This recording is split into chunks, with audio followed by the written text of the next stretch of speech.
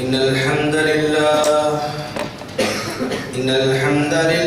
نحمده ونستعينه ونستغفره ونعوذ بالله من شرور أنفسنا ومن سيئات أعمالنا من يهده الله فلا مضل له ومن يضلله فلا هادي له وأشهد أن لا إله إلا الله وأشهد أن محمدا عبده ورسوله أرسله بالحق بشيرا ونذيرا أما بعد فإن خير الحديث كتاب الله وخير الهدي هدي محمد صلى الله عليه وسلم وشر الأمور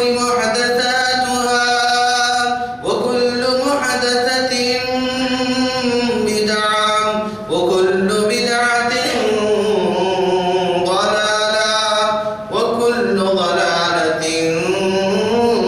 في النار فأعوذ بالله من الشيطان الرجيم بسم الله الرحمن الرحيم كل من عليها فان ويبقى وجه ربك ذو الجلال والإكرام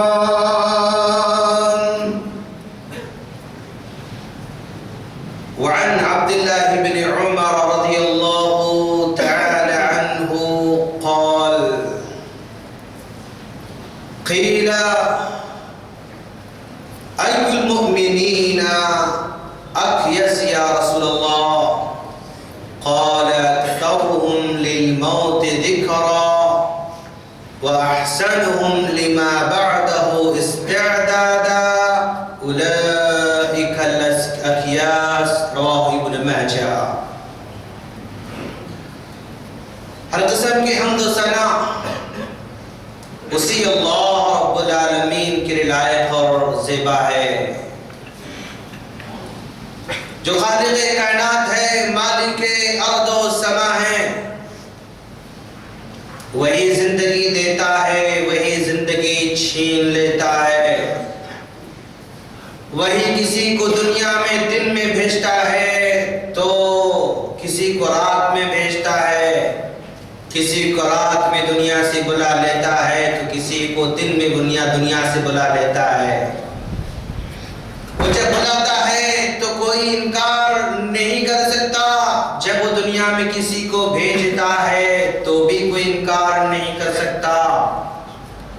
اس کا بھیجنا بھی اس کی مرضی سے ہوتا ہے، اس کا بلانا بھی اس کی مرضی سے ہوتا ہے. لاکھوں درود و سلام ہو جناب محمد رسول اللہ صلی اللہ علیہ وسلم پر کہ اس مختصر سی زندگی میں کیسے بھیجنے والے کو راضی کریں، کیسے بلانے والے کو راضی کریں، کیسے بھیجنے والے کے طریقے پر چلیں، کیسے بلانے والے کے طریقے پر چلیں، اس کو سمجھانے کے لیے ہم تمام کی طرف مبعوث فرمایا. سامعین کرام، آج میں نے جس عنوان کا انتخاب کر رکھا ہے، میرا عنوان ہے قبر کی تیاری اب نہیں تو پھر کب.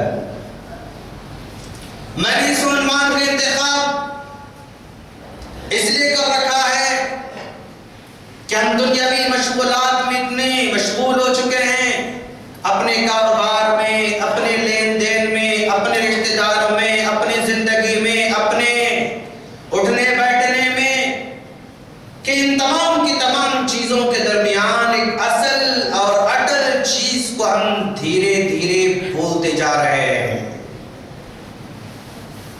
جو چیز بھلانے کے لائق نہیں تھی اس کو ہم بھلا رہے ہیں، جس کو یاد رکھنا چاہیے تھا ہم اپنی ذہنوں سے اس کو غائب کر رہے ہیں. تو ایسے موقع پر بہتر یہ ہوگا فذکر فإن الذکریٰ تنفع المؤمنین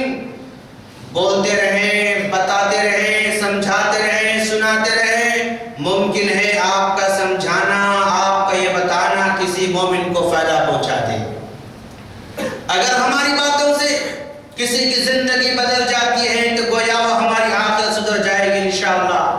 اگر ہمارے فکر سے، اگر ہمارے خیال سے، ہماری سوچ سے اگر کسی کی سوچ بدل جاتی ہے تو ہم اپنے مشن میں انشاءاللہ کامیاب سمجھے جائیں گے۔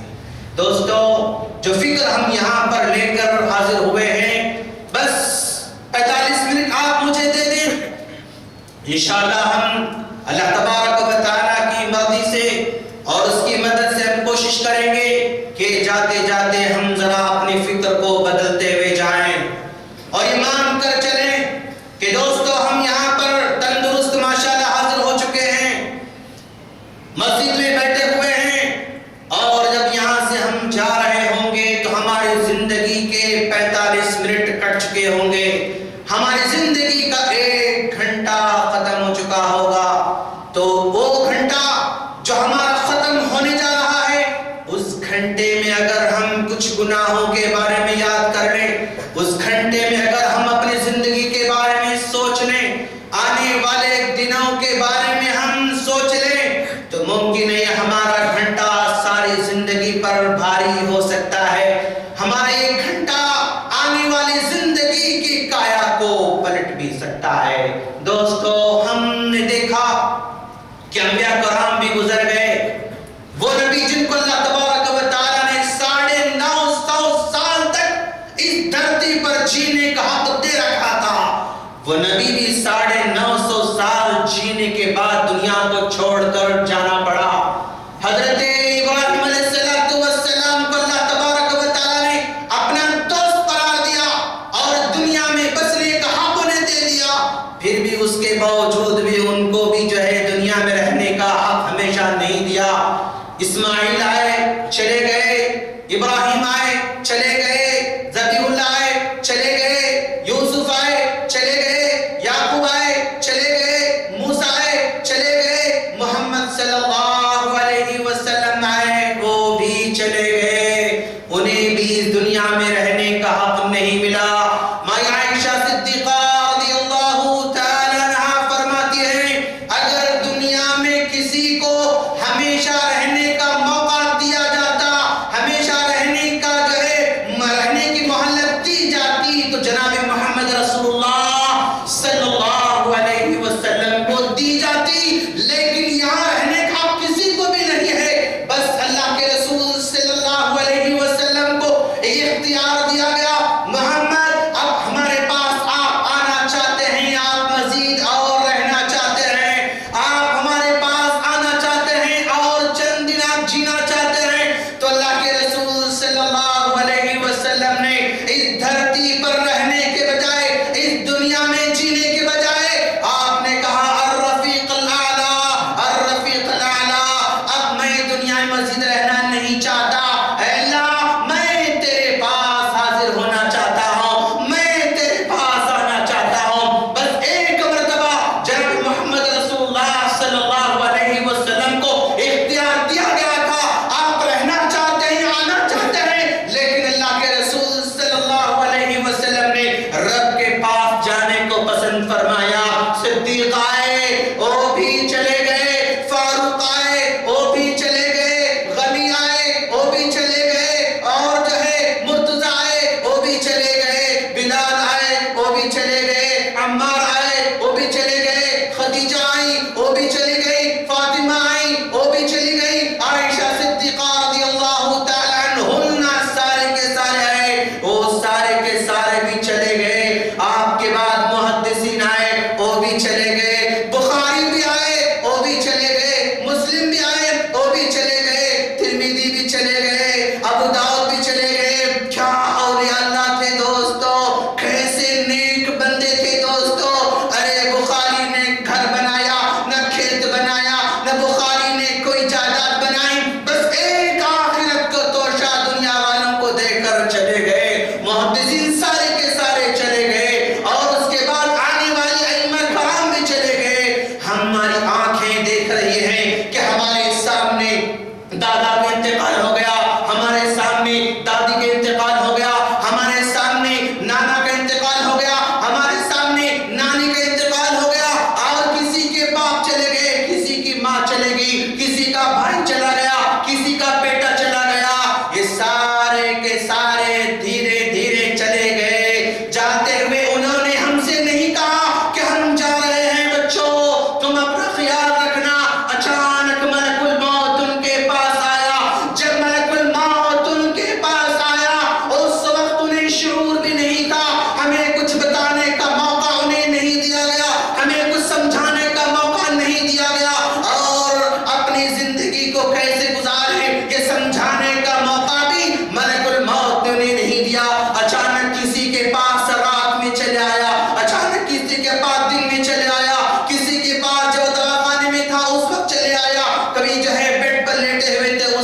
چلے آئے، ہر جگہ وہ پہنچتا رہا، اس کو پہنچنے سے دنیا کی کوئی طاقت نہیں روک سکتی۔ دوستو ہم نے دیکھا، نگاہوں نے دیکھا، کانوں نے سنا، اب ہماری باری بھی آنے والی ہے دوستو، ہماری باری بھی آنے والی ہے، اور دھیرے دھیرے ہم بڑے ہوتے جا رہے ہیں، اور ہمارے سر کے بال سفید ہوتے جا رہے ہیں، ہمارے بازوں میں قوت جو ہے دھیرے دھیرے کمزور ہوتی جا رہی ہے، اور ہماری طاقت دھیرے دھیرے کمزور ہوتی جا رہی ہے۔ ہم نے 35 سال عمر کے گزار دیے، کسی نے 40 گزارے، کسی نے 50 گزارے، کسی نے 60 سال گزار دیے اپنی زندگی کے۔ اب بلاوا قریب آتی جا رہا ہے، ہر پل گھڑی کا ہمیں قریب کرتے جا رہا ہے قبرستان سے، ہر پل دن کا قریب کرتے جا رہا ہے قبر کے گڑھے سے۔ وہ گڑھا آنے سے پہلے کتنا بڑا اللہ تبارک و تعالیٰ کا احسان ہے دوستو، کچھ سوچنے کا ہمیں موقع دیا جا رہا ہے، سنبھلنے کا موقع دیا جا رہا ہے، اپنے کالے کرتوتوں سے توبہ کرنے کا موقع ابھی بھی دیا جا رہا ہے۔ کتنا بڑا احسان اس رب العالمین کا ہے، وہ اگر ہمیں سمجھ آنے سے پہلے، کسی کے بتانے سے پہلے، کسی کے بولنے سے پہلے، کسی گاڑی کے نیچے لا کر ختم کر سکتا تھا، لیکن ابھی بھی ہمیں وہ موقع دے رہا ہے۔ بندے دیکھو، تم بیٹھ کر سن رہے ہو، ابھی سن لو، یاد رکھ لو، غور کر لو، وقت آنے سے پہلے اپنی اصلاح کر لو۔ اللہ کا کتنا بڑا احسان ہے، کرم ہے۔ کتنے لوگ ہیں دنیا میں جنہیں کوئی بولنے والا نہیں، کتنے لوگ ہیں دنیا میں جنہیں کوئی سنانے والا نہیں، بس بیلوں کی طرح زندگی بسر کر رہے ہیں، جانوروں کی طرح زندگی بسر کر رہے ہیں، اور ہم ہیں تو ایک دن یہاں سے ختم ہونے والے ہیں۔ عجیب ہے دوستو، ہاں، کل من علیہا فان، جہاں جو بھی آتا ہے چلے جاتا ہے، اور ہندوستان میں اس وقت ہم لوگ سارے کے سارے لوگ کا جو ہے 125 کروڑ کی تعداد میں، ہندوستان کی آبادی 125 کروڑ، 130 کروڑ کے لگ بھگ ہندوستان کی آبادی ہے۔ 100 سال کے بعد 125 کروڑ سارے کے سارے مٹی کے اندر رہیں گے۔ 100 سال کے بعد 125 کروڑ لوگ صرف ہندوستان کے زمین کے نیچے رہیں گے، اور اس وقت دنیا کی آبادی 7 ارب سے بھی زیادہ ہے۔ 100-150 سال کی مدت میں دنیا کی 7 ارب آبادی زمین کے اوپر نہیں، زمین کے نیچے جانے والی ہے۔ 7 ارب کی آبادی 100-150 سال کی مدت میں زمین کے وہ نیچے جانے والی ہے۔ کمزور ہم ہوتے جا رہے ہیں، اچانک کسی کو جو ہے بی پی لاحق ہو جاتا ہے، دھیرے دھیرے اسی فکر میں کمزور ہوتے جاتا ہے۔ کسی کو اچانک وہ ٹیسٹ کسی اور کا کرنے جاتا ہے، شوگر نکل جاتی ہے، پریشان ہو جاتا ہے، دھیرے دھیرے کمزور ہو جاتا ہے، اور اسی طرح ہم جو ہے آگے بڑھتے جاتے ہیں، یہاں تک کہ ذرا اور بیمار ہو جاتے ہیں تو ہم اپنے گھر میں زیادہ رہنا شروع کر دیتے ہیں۔ ہم جب گھر میں زیادہ رہتے ہیں تو ہمارے تعلقات باہر والوں سے کم ہوتے جاتے ہیں، دوست احباب کم ہوتے جاتے ہیں، رشتہ داروں سے ملنا جلنا کم ہوتے جاتا ہے، یہاں تک کہ ہم اپنے کمرے ہی میں بسر کرتے رہتے ہیں، وہاں سے دواخانے کو جانا آنا زیادہ ہوتا ہے، اور بڑھتے بڑھتے اچانک کوئی فجر کی جو ہے نماز کے بعد مسجد کے ممبر سے یا مسجد کے مائک سے اعلان کرتا ہے کیا جناب نور الدین عمری صاحب کا انتقال ہو چکا ہے، اور ان کو ظہر میں دفنا جانے والا ہے، عصر میں تدفین ہونے والی ہے، اعلان ہو جاتا ہے دوستو ہمارے مرنے کا، اور دوست احباب کو واٹس ایپ کے تھرو سمجھایا جائے گا، دوست احباب کو فون کے ذریعے سمجھایا جائے گا، اور پھر لوگ جو ہے پوچھیں گے کہ تدفین کہاں ہونے والی ہے، لوگ پوچھیں گے کہ کہاں دفن کیا جانے والا ہے، لوگ پوچھیں گے نماز کہاں پڑھی جانے والی ہے۔ ہر ایک کے ساتھ یہی معاملہ ہونے والا ہے دوستو، کہ اچانک جو ہے ہمیں جو ہے یہاں سے لے جایا جائے گا، ہمیں کوئی نہلانے والا آئے گا، پتہ نہیں ہمارے بیٹے ہمیں نہلائیں یا نہیں نہلائیں گے، کسی غسال کو لا کر نہلائیں گے، پتہ نہیں ہمارے بچے ہماری نماز پڑھانے کے لائق بنیں گے نہیں بنیں گے، کسی مولانا کو لا کر کھڑا کر کے نماز پڑھایا جائے گا، پتہ نہیں ہمیں جو ہے کفن دینے والے ہمارے بچے اس لائق بنیں گے نہیں بنیں گے، کوئی عام آدمی آ کر ہمیں کفن دے دے گا، اور ہمارے جنازے کو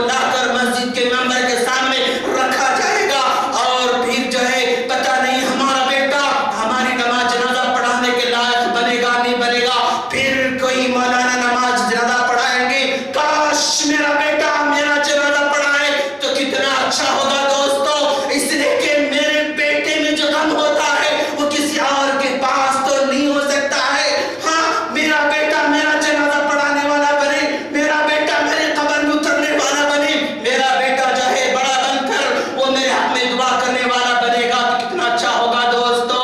یہی توقع کرو اور یہی اسی کی تیاری کرنا ہے دوستو۔ آج اپنے بیٹے کو ڈاکٹر بنا دیا آپ نے، وہ صرف ٹیبلٹ آپ کو دے سکتا ہے، دعا نہیں دے سکتا ہے میرے بھائیو۔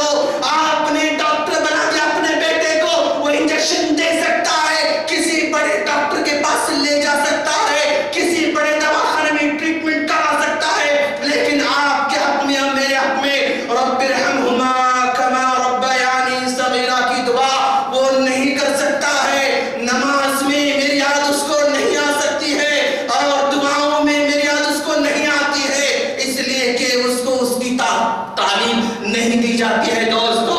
یہاں تک کہ نماز جنازہ ادا ہو جاتی ہے، قبرستان کی طرف دھیرے دھیرے لے جا رہے ہیں، قبرستان کے بعد وہ جنازہ رکھا جا رہا ہے، اور رکھنے کے بعد اب ذرا تصور کریں کہ اب مجھے قبر میں اتارا جانے والا ہے، قبر میں مجھے اتارا جانے والا ہے۔ ارے یہ گھر میں مجھے جو ہے لٹایا جا رہا ہے، اس گھر میں نہ لائٹ مجھے نظر آ رہا ہے، اس گھر میں نہ کھڑکی مجھے نظر آ رہی ہے، اس گھر میں نہ بستر نظر آ رہا ہے، اس گھر میں نہ پلنگ نظر آ رہا ہے، اس گھر میں نہ کوئی بستر نظر آ رہا ہے۔ ایسا گھر جس میں نہ روشنی کا انتظام، نہ پانی کا انتظام، نہ حمام کا انتظام، نہ بستر کا انتظام، نہ جو ہے کسی اور کا انتظام ہے، ایسے گھر میں مجھے پہنچایا جا رہا ہے۔ کاش میں اس گھر کی روشنی اپنی زندگی میں پیدا کیا ہوتا تو کتنا اچھا ہوتا، اس گھر کی جو ہے ٹھنڈک اپنی زندگی میں پیدا کیا اور کتنا اچھا ہوتا۔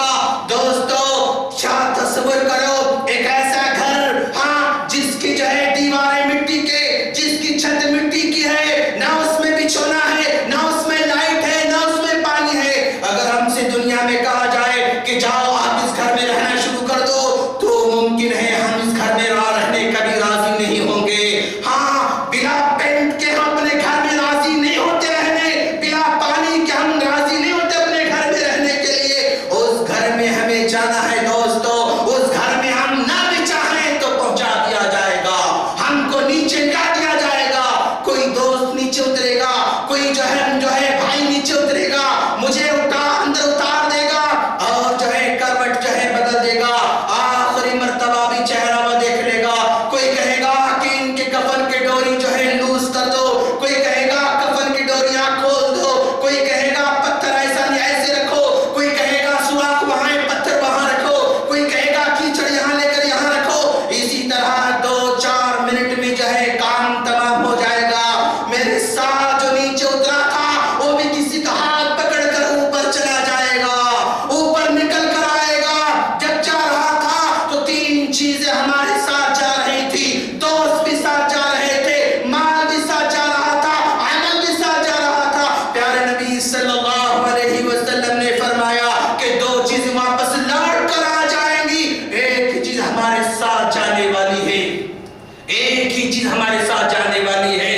اور اللہ کے رسول صلی اللہ علیہ وسلم فرماتے ہیں کہ میں چاہ رہا تھا کہ دعا کروں کہ پروردگارا اس میری امت کو عذاب قبر کی ایک جھلک تو بتا دے، ایک جھلک تو دنیا والوں کو عذاب قبر بتا دے۔ میں یہ دعا کرنا ہی چاہتا تھا، لیکن اچانک میں نے سوچا اگر میں یہ دعا کروں اور رب العالمین دعا قبول کرے، عذاب قبر کو ایک جھلک دنیا والوں کو بتا دے گا، پھر تم میں کا کوئی اپنے مردوں کو دفن کرنے پر راضی نہیں ہوگا۔ تم میں کا کوئی بھی اپنے بزرگوں کو، اپنے ماں باپ کو، اپنے بھائیوں کو، اپنے بچوں کو قبر میں دفن کرنے پر راضی نہیں ہوگا۔ اسی وجہ سے میں دعا کرنے سے رک گیا، کہیں تدفین کا معاملہ ختم نہ ہو جائے۔ اللہ کے رسول صلی اللہ علیہ وسلم ایک جنازے کے ساتھ قبرستان پہنچ رہے ہیں، ایک جنازے کے ساتھ قبرستان پہنچ رہے ہیں، اور دیکھا ابھی قبر جو ہے تیار ہونے میں تھوڑی سی تاخیر ہے،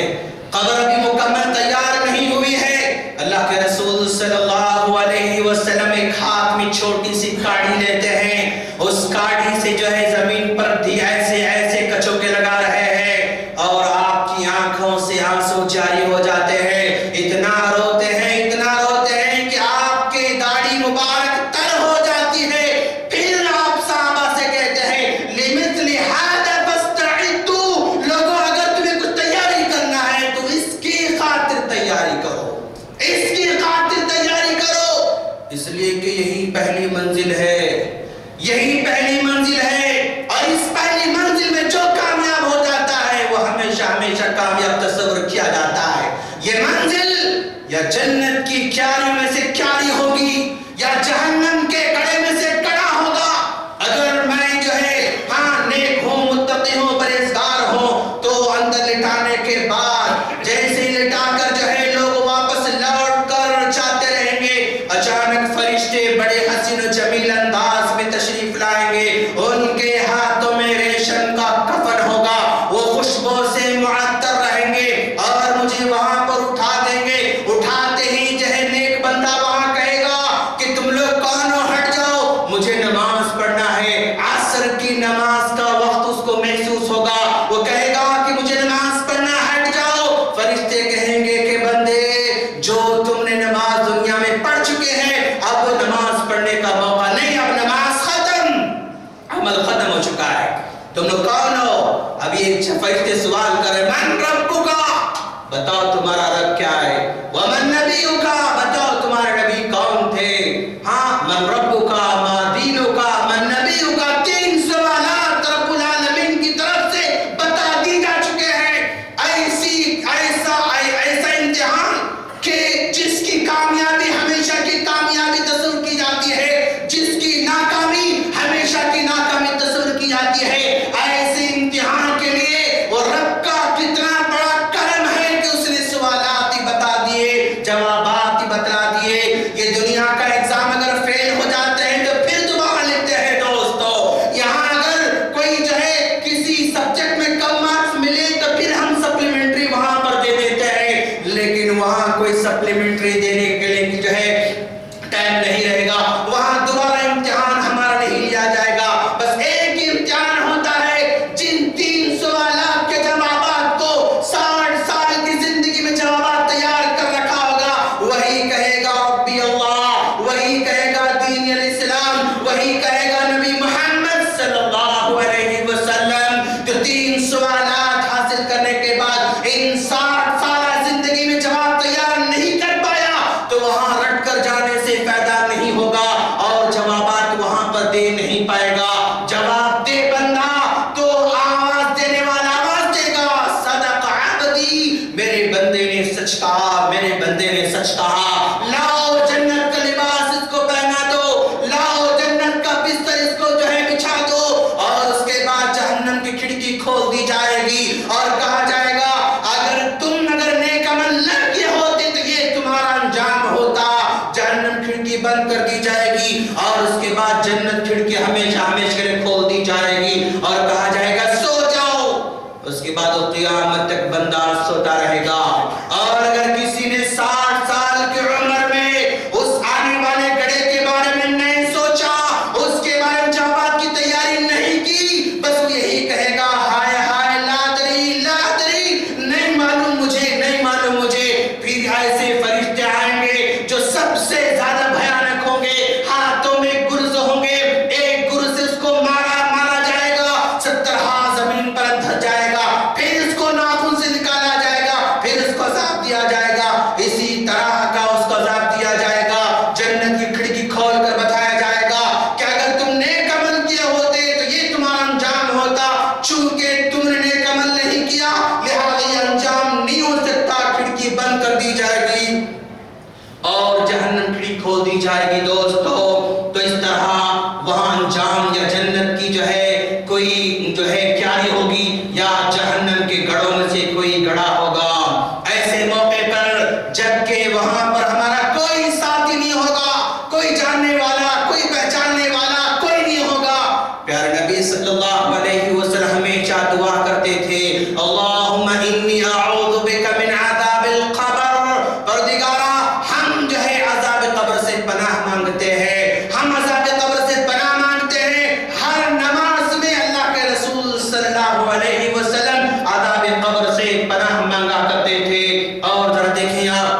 کہ عذاب قبر سے بڑے بڑے لوگوں کو چھٹکارا نہ مل سکا دوستو، عذاب قبر سے بڑے بڑے لوگوں کو چھٹکارا نہ مل سکا۔ حضرت سعد بن معاذ رضی اللہ تعالی عنہ کے بارے میں حضرت عبداللہ بن عمر رضی اللہ تعالی عنہ کہتے ہیں کہ پیارے نبی صلی اللہ علیہ وسلم نے فرمایا، حضرت سعد بن معاذ رضی اللہ تعالی عنہ کو جب دفن کیا گیا تو قبر نے ایک مرتبہ ایسے دبا دیا کہ اس کے دباتے ہی میں نے رب العالمین سے دعا کی، پروردگارا سعد کی قبر کو وسیع کر دے، سعد کی قبر کو وسیع کر دے۔ تو اللہ تبارک و تعالی نے میری دعا کو قبول کیا اور جو ہے قبر کو وسیع کر دیا۔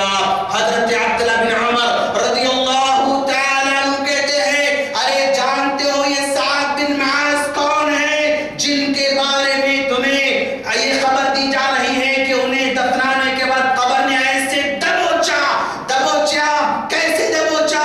جب ایسے دبوچا تو کون آدمی تھے وہ، کیسے تھے؟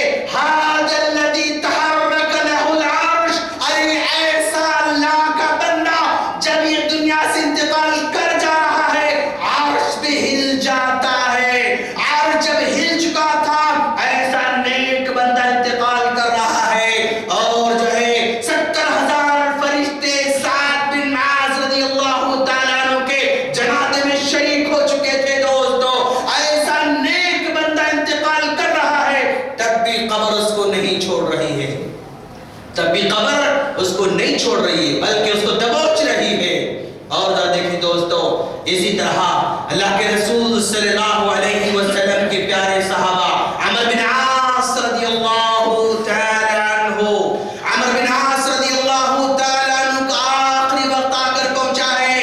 آپ جو ہے لیٹے ہوئے ہیں، سارے کے سارے دوست احباب جو ہے آس پاس میں بیٹھے ہوئے ہیں۔ حضرت عمر بن عاص رضی اللہ تعالی عنہ نے اپنا چہرہ دیوار کی طرف ہچکیاں جو ہے دیوار کی طرف کر کے ہچکیاں بھرتے ہوئے رو رہے ہیں، ہچکیاں لے رہے ہیں۔ تو بیٹے نے کہا، ابو جان جو ہے اللہ تبارک و تعالیٰ نے آپ کو ایمان کی دولت سے نوازا، آپ نے زندگی میں کبھی نافرمانی نہیں کی، کیوں آپ موت سے ڈر رہے ہیں، کیوں آپ جو ہے رو رہے ہیں؟ تو اس وقت عمر بن عاص رضی اللہ تعالیٰ عنہ نے، بیٹے مجھے مرنے کا ڈر نہیں ہے، بیٹے مجھے مرنے کا خوف نہیں ہے، میری زندگی میں 3 حالتیں گزری ہیں، میری زندگی میں 3 حالتیں گزری ہیں۔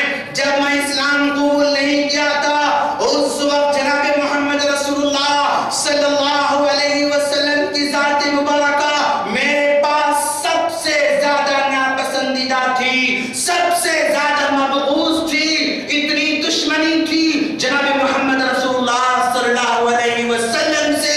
اگر مجھے موقع ملتا آپ کو قتل کر دیا ہوتا، اگر مجھے موقع ملتا تو میں قتل کر دیا ہوتا۔ کون کہہ رہے ہیں؟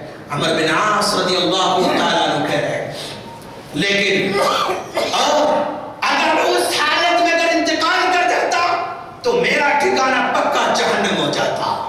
اسلام لانے سے پہلے، ایمان لانے سے پہلے اگر میں مر جاتا تو میرا ٹھکانہ یقینی طور پر جہنم ہو جاتا۔ بیٹے اس کے بعد پھر دوبارہ اللہ تبارک و تعالیٰ نے مجھے ایمان کی دولت سے نوازا، ایمان کی دولت سے نوازا۔ جب میں ایمان قبول کیا تو میری دوسری زندگی تھی، یہ میری دوسری حالت تھی، اور اس حالت میں جناب محمد رسول اللہ صلی اللہ علیہ وسلم کی ذات مبارکہ میرے پاس دنیا میں سب سے زیادہ پیاری تھی، سب سے زیادہ پیاری تھی، اور میں آپ سے بے انتہا محبت کرتا تھا۔ کاش